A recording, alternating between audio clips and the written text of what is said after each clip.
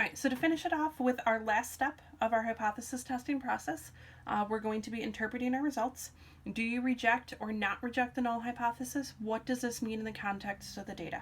So we're going to end up with an answer that kind of in a way looks similar to what we saw in the previous one. So this kind of paragraph that we see right here, this is the entire key to the rest of the problems that we are going to be doing in Chapter 8. So, interpreting our results using the p-value to achieve the significance level of alpha, we reject the null hypothesis if the p-value is less than or equal to alpha. Right? Our p-value is very small. We are very surprised and we reject the null hypothesis. We do not reject the null hypothesis if the p-value is greater than alpha. Right? That means we are not surprised, so we do not reject it.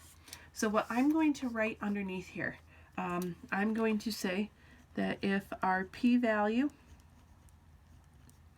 is less than or equal to alpha, right, we reject the null hypothesis.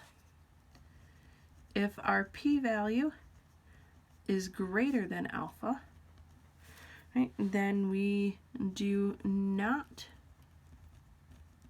reject our null hypothesis.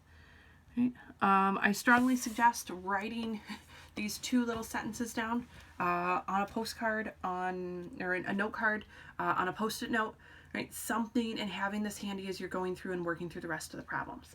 Because when we get to our final step, whether it's a question on the mini quiz, whether it's a question in the homework, whether it's a question on the test, even some on the final, we're going to be using these two statements over and over and over again as we go through these last couple of chapters. So if our p-value is less than or equal to alpha, we're going to reject our null hypothesis. If our p-value is greater than alpha, we are not going to reject our null hypothesis.